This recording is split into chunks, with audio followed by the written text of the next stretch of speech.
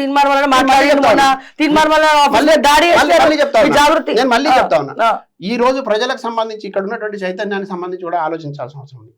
ఇక్కడ తెలంగాణ ప్రజలు చాలా చైతన్యవంతులు, ఎప్పుడైనా సరే విజ్ఞతగా ఆలోచిస్తారు.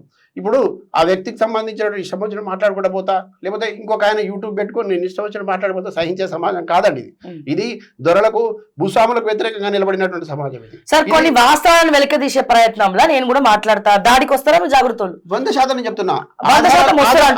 ఆధారాలు లేకుండా అవాస్తవాలు చెప్పే ప్రయత్నం చేస్తే ఏ రకమైనటువంటి ఏ వర్గం అయితే దాని అన్యాయానికి గురవుతుందో, ఏ వర్గానికైతే అది ముప్పుగా పరిణమిస్తుందో ఆ వర్గం తప్పకుండా ప్రశ్నిస్తుందండి, తప్పకుండా ఎదురుదాడికి దిగుతుంది. కానీ ఇక్కడ నేను ఏమంటున్నా, అసలు మనం విజ్ఞులుగా మాట్లాడేటటువంటి క్రమంలో, విజ్ఞతను ప్రదర్శించేటటువంటి ప్రయత్నం చేసే క్రమం లోపల నిజాలు మాట్లాడకుండా అబద్ధాలు మాట్లాడి తర్వాత ఎవరో మన వెనక ఉండి నడిపిస్తే, ఎవరో డబ్బు సంచులు తీసుకొచ్చి పెడితే ఆ డబ్బు సంచులకు ఆశపడి నేను ఇష్టం వచ్చిన మాట్లాడిగా నేను హీరోని అయిపోయినాను అనుకుంటే ఈ రకమైనటువంటి సూడో హీరోలకు ఇక్కడ స్థానం లేదు. ఈ నకిలీ జర్నలిజం ముసుగులో ఉన్న వాళ్ళకు కూడా ఇక్కడ స్థానం లేదు.